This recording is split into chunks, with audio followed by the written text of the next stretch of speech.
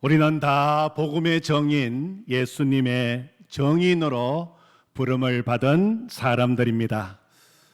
우리가 예배 시간마다 외치는 구호 생각나십니까?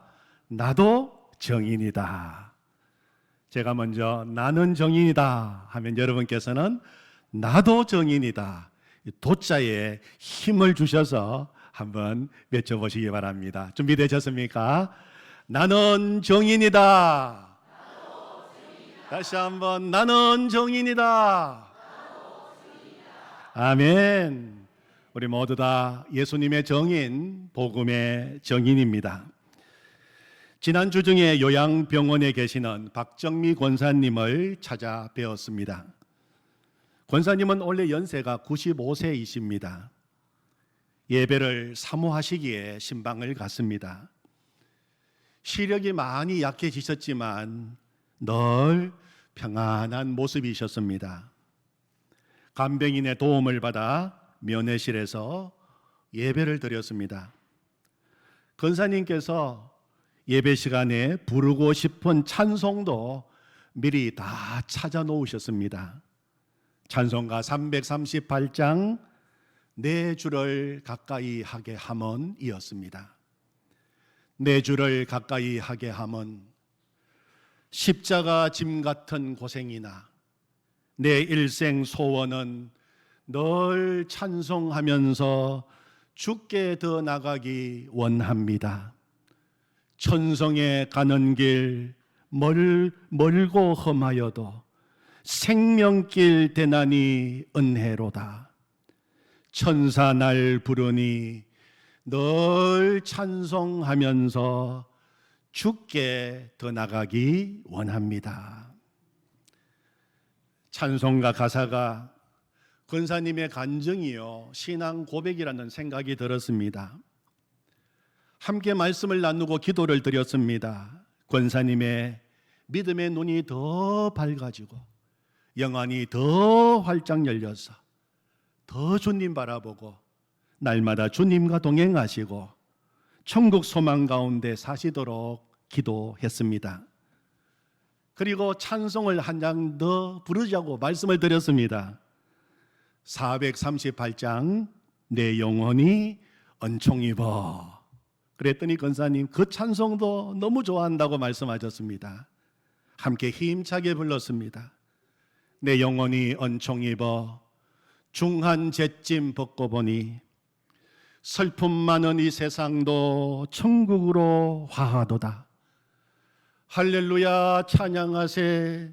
내 모든 죄 사함 받고 주 예수와 동행하니 그 어디나 하늘나라.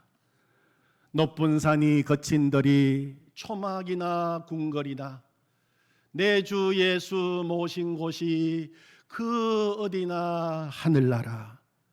할렐루야 찬양하세. 내 모든 죄 사함 받고 주 예수와 동행하니 그 어디나 하늘나라. 그동안 병실에서 늘 권사님 혼자 조용히 찬송을 부르셨는데 이렇게 함께 큰 소리로 찬송을 부르니 속이 시원하다. 그렇게 여러 번을 말씀하셨어요. 속이 시원하다. 이 속이 시원하다 하시는 그 말씀이 마음에 깊이 와닿았습니다. 오늘 예배 자리에 나오신 우리 성도님들, 이 시간이 속이 시원해지는 시간이 되기를 원합니다. 찬송 부를 때 속이 시원해지고, 기도할 때 속이 시원해지고, 말씀을 들을 때 속이 시원해지고, 우리 예배가 속 시원한 예배가 되기를 축원합니다. 아멘. 지난 주일 우리는 사도행전 15장 말씀을 통하여 우리 기독교 역사상 가장 중요한 결정을 내린 예루살렘 교회 총회에 대해서 말씀을 드렸습니다. 초대교회는 아주 중요한 기로에 서게 되었습니다.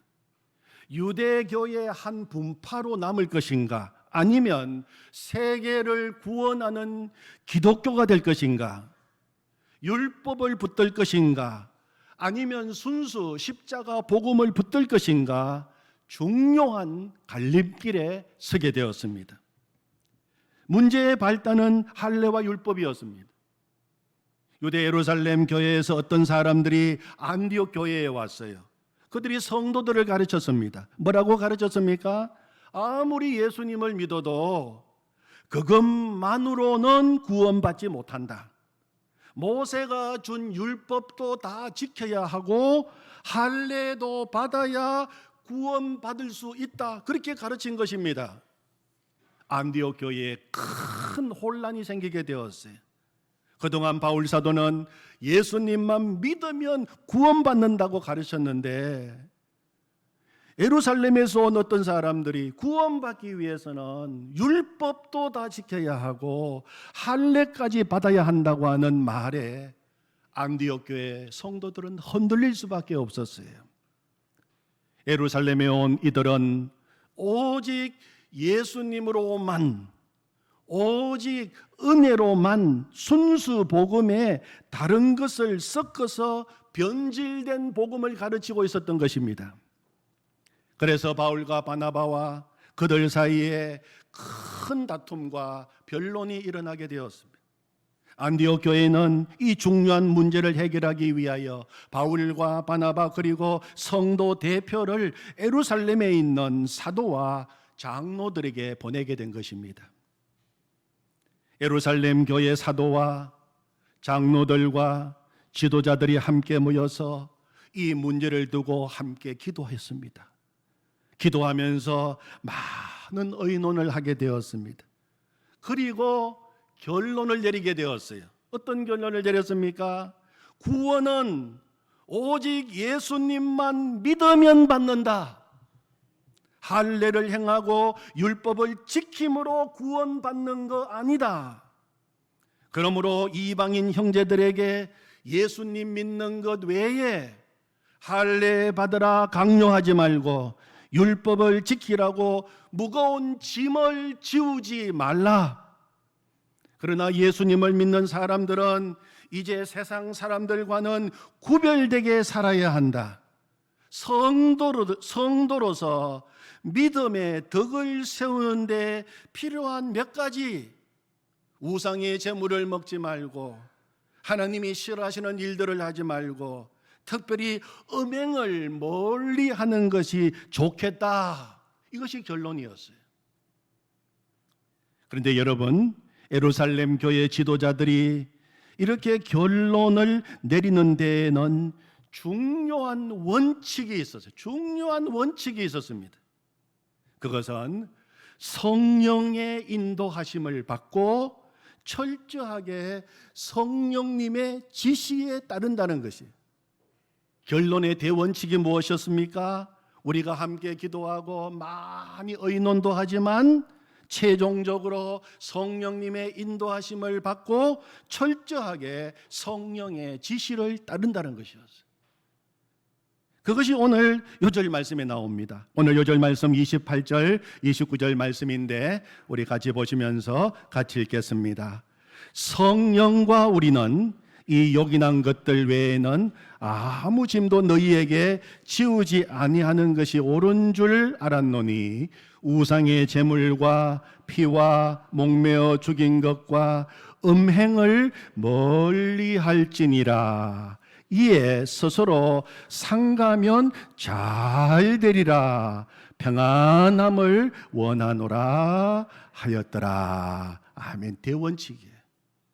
여러분, 28절이 어떻게 시작됩니까? 성령과 우리는, 성령과 우리는.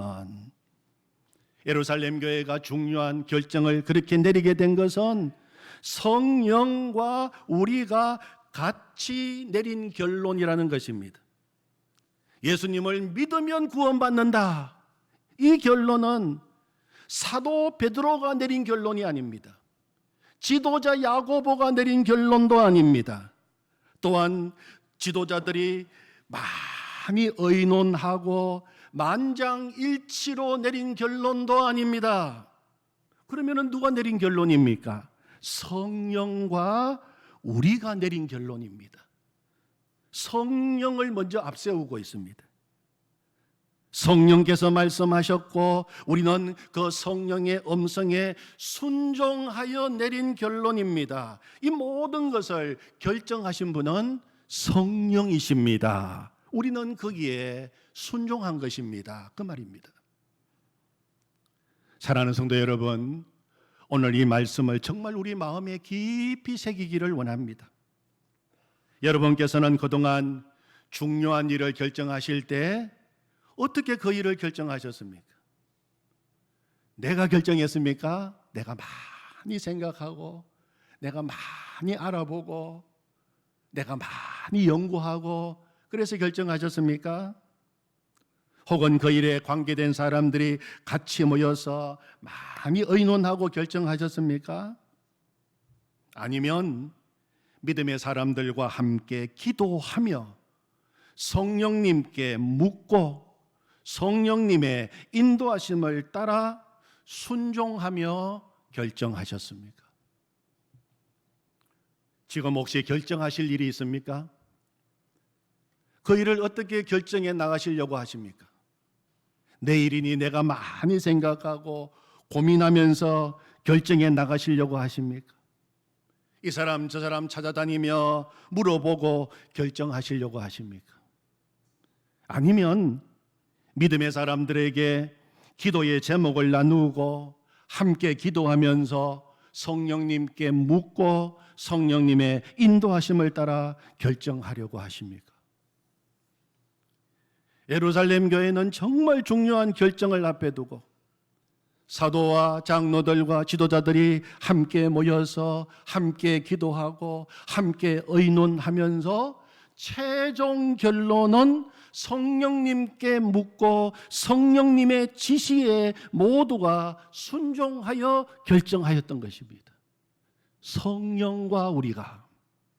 그랬더니 그 일이 하나님이 간섭하시는 일이 되었고 하나님이 책임지시는 일이 되었고 잘 되는 일이 되었고 교회는 평안하여 든든히 서가게 되었고 모든 성도들이 기쁨이 충만하게 된 것입니다. 사랑하는 성도 여러분, 이제부터 무슨 결정을 내리시든지 그 일이 큰 일이든지 적은 일이든지 어떤 일이든지 무슨 결정을 내릴 때에는 늘 기억하시기 바랍니다. 대원칙 뭐라고요? 성령과 우리는. 그것이 결정의 대원칙이 되기를 원합니다. 그러면은 그 일이 하나님이 간섭하십니다. 하나님이 간섭하시는 일이 되고 그때부터 하나님이 진짜 책임지시는 일이 되고 일이 잘 되게 되고 평안하게 되고 기쁨이 충만하게 되는 것입니다. 아멘. 성령과 우리는. 교회는 사도행전 15장 이 총회를 통하여 이제는 오직 은혜로만 오직 예수님을 믿는 믿음으로만 구원받는다고 하는 순수 복음을 들고 온 세상을 향하여 나갈 수 있는 대로가 활짝 열리게 되었어요. 그런데 오늘 이제 사도행전 15장을 또 정리하면서 우리가 한 가지 꼭 기억해야 할 것이 있습니다. 그것을 좀 말씀드리고 싶습니다. 그것은 그렇다면 구원은 예수님 믿으면 되는데 율법을 왜 주셨느냐 하는 것입니다. 율법을 주신 이유가 무엇입니까? 여러분, 율법은 누가 주신 것입니까? 율법은 하나님이 주신 것입니다. 율법의 대표적인 십계명은 하나님께서 친히 두 돌판에 새겨 주신 것입니다. 그런데 하나님께서 주신 율법은 그러면은 우리 신앙에 아무런 도움이 되지 않는다는 말입니까? 율법을 주신 이유가 무엇일까요? 하나님께서 율법을 주신 중요한 몇 가지 이유가 있어요. 첫 번째는 죄를 알도록 하기 위해서입니다. 죄를 죄로 알도록 하기 위해서요. 죄인된 우리의 모습을 깨닫도록 하시기 위해서 하나님은 율법을 주신 것입니다. 사람들은 타락했습니다. 전적으로 타락했습니다. 양심도 타락했습니다. 지성도 타락했습니다.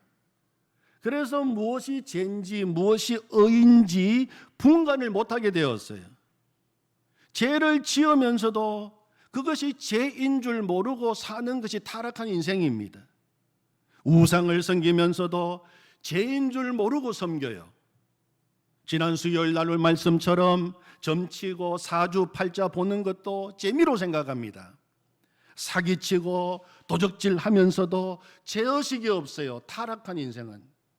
폭력을 미화하고 동성애를 시대 흐름이요 개인의 취향이라고 이야기합니다. 우리가 살고 있는 이 시대, 포스트 모던 시대는 더 이상 죄를 이야기하지 말라고 이야기합니다. 죄를 죄라고 이야기하지 말라는 것입니다. 죄를 죄라고 이야기하다가는 문매를 맞는 세상이 되고 말았어요. 여러분, 그러나 죄는 죄입니다. 죄는 죄라고 이야기해 주어야 합니다. 그래서 하나님께서 율법을 주신 것입니다. 하나님의 율법은 죄를 분명하게 죄라고 말씀하십니다. 율법을 보면 내가 죄인인 것을 깨닫게 되는 것입니다. 그것이 하나님이 율법을 주신 이유입니다. 율법을 거울에 비유해서 설명을 많이 합니다. 거울 앞에 서면 우리의 모습이 보입니다. 옷매무새가 단정한지, 혹시 내 얼굴에 무엇이 묻지는 않았는지 거울 앞에 서면 다 드러나게 됩니다. 거울 앞에 서면 모든 것이 훤하게 보입니다. 이처럼 우리의 모습을 보게 하는 것이 율법이에요. 우리의 죄를 깨닫게 해줍니다. 죄를 죄로 모르고 살았는데 알고 봤더니 이것이 정말로 하나님이 싫어하시는 죄구나, 하나님 앞에서 무서운 죄이구나 깨닫게 되는 것입니다. 율법을 다르게 비유하자면 창문을 통해서 비쳐 들어와서 집안을 환하게 밝혀주는, 환하게 보여주는 햇빛과도 같다고 말할 수 있어요. 밤에 흐릿한 불빛 아래에서 집안은 깨끗한 것처럼 보여요. 그러나 밝은 대낮이 되고 태양빛이 비쳐 들어오면 다릅니다. 집안에 먼지가 다 보여요. 심지어 밤에는 안 보이던 기어다니는 벌레도 보입니다. 여러분, 태양빛이 방 안에 먼지를 끌고 들어온 거 아닙니다. 원래부터 방 안에 있던 먼지를 보여주는 것입니다. 원래 그 방 안에 살면서 기어다니는 벌레를 보여주는 것입니다. 여러분, 사실 죄는 율법이 맞는 거 아닙니다. 죄는 원래 우리 안에 있던 것입니다. 그런데 내가 죄인인 줄 모르고 잘 산다고 살아온 것입니다. 타락한 인간이 죄 짓고 살면서도 그것이 죄인 줄 모르고 살아온 것입니다. 그런데 율법 앞에 서게 되자, 율법이 비치자 우리 속에 있는 죄들이 다 드러나게 되는 것입니다. 로마서 7장 7절 말씀에 보면 율법으로 말미암지 않고는 내가 죄를 알지 못하였으니, 그렇게 이야기했어요. 율법으로 말미암지 않고는 내가 죄를 알지 못하였으니, 곧 율법이 탐내지 말라 하지 아니하였더라면 내가 탐심을 알지 못하였으리라. 정말 우리가 정직하게 율법 앞에 서게 되면 우리의 죄가 다 드러납니다. 그것이 율법을 주신 첫 번째 이유입니다. 두 번째, 율법은 인간이 행위로 구원받을 수 없는 존재인 것을 보여줍니다. 행위로, 율법을 지킴으로 구원받을 수 없는 존재인 것을 보여줍니다. 그래서 율법 주신 거예요. 성경은 하나님 앞에서 율법을 지킴으로 구원받고 율법을 지킴으로 의롭다고 인정받을 수 있는 사람은 아무도 없다고 이야기합니다. 로마서 3장 20절에 보면 그러므로 율법의 행위로 그의 앞에 의롭다 하심을 얻을 육체가 없나니 율법으로는 죄를 깨달음이니라, 그렇게 말씀하셨어요. 절대 사람은 율법을 다 지킬 수 없어요. 여기 100가지 율법 조항이 있습니다. 열심히 율법 지켰어요. 99가지 99개의 율법 조항은 잘 지켰는데 아깝게도 마지막 한 가지 조항을 지키지 못했어요. 100가지 가운데 한 가지를 범했습니다.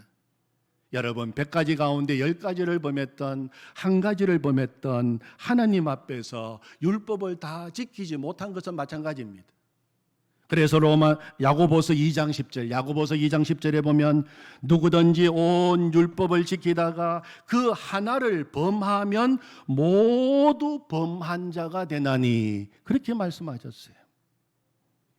이달의 추천도서 팀 켈러와 복음에 빠지다, 이 책에 보면 팀 켈러 목사님께서 율법을 지켜서 의로워지려고 하는 것을 한 비유로 설명해 놓은 것을 적어 놓았어요. 태평양을 헤엄쳐 건너가려는 것과 같은 것이다, 그렇게 이야기했어요. 율법을 지켜서 의로워지려고 하는 것은 하와이에서 일본까지 태평양 바다를 헤엄쳐 가려고 하는 세 사람을 떠올려 보자. 하와이에서 일본까지 태평양 바다를 헤엄쳐서 건너가려고 하는 세 사람이 있습니다. 한 사람은 전혀 수영을 할 줄 모르기 때문에 태평양 바닷물에 들어가자마자 버둥대다가 가라앉아 익사하고 말았다. 다음 사람은 수영을 조금 할 줄 알아서 자신의 키높이까지 헤엄쳐 들어갔다가 허우적거리다 결국 바다에 가라앉아 익사하고 말았다. 마지막 사람은 수영대회 우승자로 오랜 시간 수영을 잘 할 수 있다. 하지만 4.8km 지점까지는 잘 가더니 그때부터 지치기 시작하여 6.4km 지점에 가서 모든 힘이 다 소진되어 8km 지점에서 익사했다. 누가 더 멀리 갔는지는 중요하지 않다. 아무도 태평양을 건너가지 못하고 모두가 빠져 죽고 말았다. 마찬가지로 도덕성에 기대하는 종교적인 사람들이나 관능적인 것에 탐닉하는 이교도들이나 모두 하나님이 원하시는 의로운 마음에 도달하지 못했다는 점에는 매한 가지다. 모두가 똑같이 길을 잃었고 똑같이 정죄를 받아 멸망할 운명이다. 우리는 예외 없이 모두 다 제 아래에 있다. 율법을 지켜서 의로워질 수 없다는 것입니다. 마태복음 19장에 보면 한 부자 청년이 예수님 앞에 나왔어요. 평소 자기가 가지고 있는 중요한 인생의 질문을 예수님께 물었습니다. 선생님, 제가 무슨 선한 일을 하여야 영생을 얻으리까? 질문했어요. 이 청년은 지금까지 살아오면서 정말 율법을 잘 지킨 모범적인 청년이었습니다. 신실한 청년이었고 착한 청년이었어요.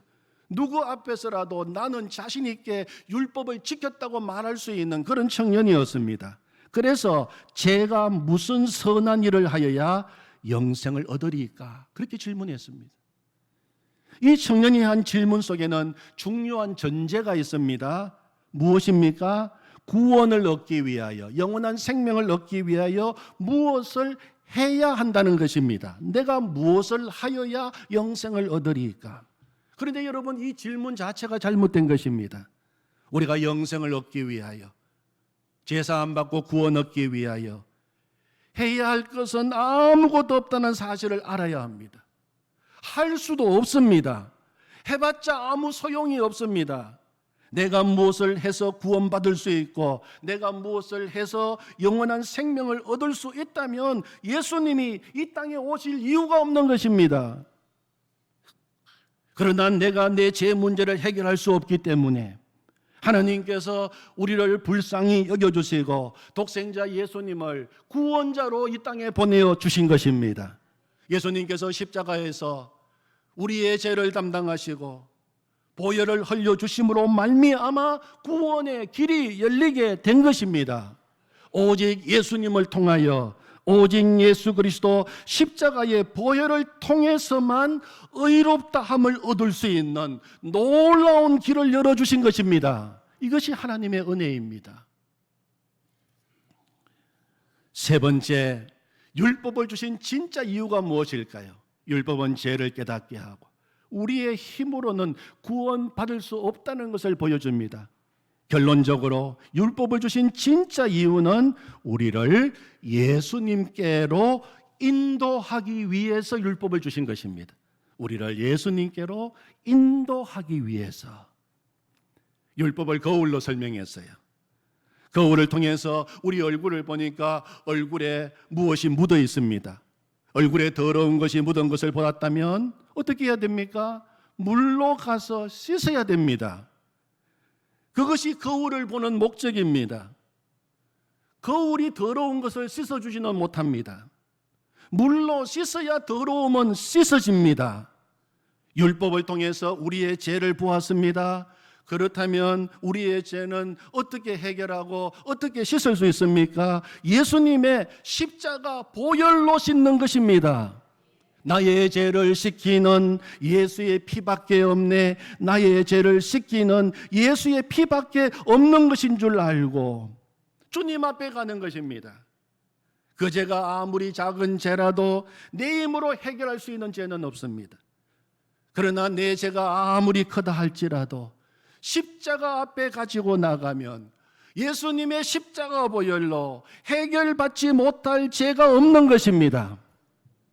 그러므로 율법의 역할은 우리의 죄를 보여주고 우리가 죄인인 것을 깨닫게 해주고 우리 인간의 무능함과 우리 인간의 전적인 타락, 우리 인간의 한계를 보여줍니다. 그리고 우리로 하여금 주님을 찾도록 만들어줍니다. 주님, 저를 불쌍히 여겨주십시오. 저는 죄인입니다. 고백하도록 만드는 것입니다.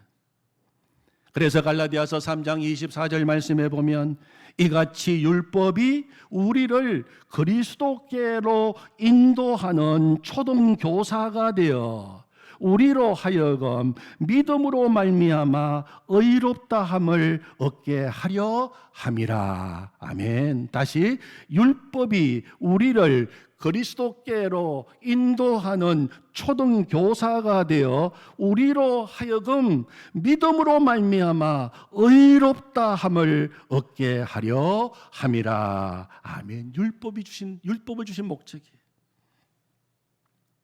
자신이 병든 것을 알면 의사 선생님을 찾아가듯이 내가 진짜 죄인인 것을 깨닫게 되면 영혼의 의사이신 예수님을 찾게 되는 것입니다. 오라 나는 공고한 사람이로다. 이 사망의 몸에서 누가 나를 건져내랴. 나는 죄인이고 내 스스로 나를 구원할 수 없다는 것을 알고 내 자신에 대해서 철저하게 절망하게 만들고 결국은 예수님을 찾게 만드는 것이 율법입니다. 여러분, 인류가 창세 이래로 발견한 가장 위대한 발견이 무엇인 줄 아십니까? 내가 죄인인 것을 발견하는 것입니다. 그래서 율법을 주신 것입니다. 우리는 율법 앞에 바로 서야 됩니다. 하나님이 주신 이 율법 앞에 잘못 서면 율법주의 신앙이 돼요. 율법을 도리어 자기 의를 내세우는 도구로 삼습니다. 나는 이것도 지켰다, 나는 이것도 행했다, 자기의 의를 드러내고 자랑하는 수단으로 삼고, 그리고 더 나아가서 다른 사람을 판단하고 비난하고 정죄하는 도구로 사용하는 것입니다. 율법을 전혀 모르고 있는 것입니다. 율법을 잘못 사용하고 있는 것입니다. 바리새인들이 그랬어요. 그들은 율법으로 자기들의 의를 내세웠습니다. 그래서 주님으로부터 외식하는 자라고 하는 책망을 들은 것입니다. 그러나 우리가 정말로 율법 앞에 정직하게 서게 되면 나의 죄를 보게 됩니다. 죄 덩어리인 나의 본질을 보게 됩니다. 내가 정말로 비참한 인생이고 오라 나는 공고한 인생이고 정말 죄로 죽은 인생이고 어떻게 하면 이 사망의 몸에서 나올 수가 있을까? 내 힘으로 내 죄로부터 도무지 나올 수 없는 절망적인 자신의 모습을 보는 것이 진짜 율법을 아는 사람이고 진짜 율법을 제대로 아는 것입니다. 그리고 난 다음에야 예수님을 찾게 되는 것입니다. 하나님, 저는 어떻게 하면 좋습니까? 어떻게 하면 구원받을 수 있습니까? 하나님 앞에 인생의 질문을 던지게 되는 것입니다. 그때서야 하나님이 왜 예수님을 이 땅에 보내셨고 왜 예수님이 십자가에서 죽으셨는지 알고 십자가 앞으로 달려가게 되는 것입니다. 그래서 율법을 주신 것입니다. 율법은 하나님의 선물입니다. 그런 의미에서 예수님은 율법을 온전하게 하시고 다 이루시고 완성하셨습니다. 예수님은 십자가 위에서 다 이루었다고 말씀하셨습니다. 무엇을 다 이루셨습니까? 예수님은 율법을 다 이루셨습니다.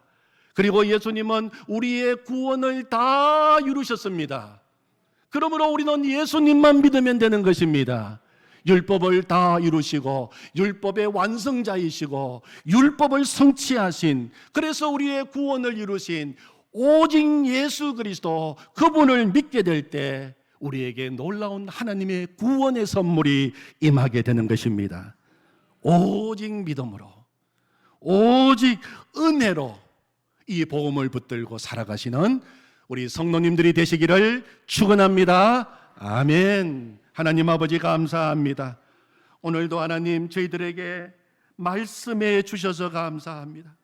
하나님, 예루살렘 교회 총회는 정말 중요한 일을 앞두고 함께 기도하며 함께 의논하며 최종적으로 성령님의 지시를 받고 성령님의 말씀에 순종하여 성령과 함께 결정하게 되었습니다.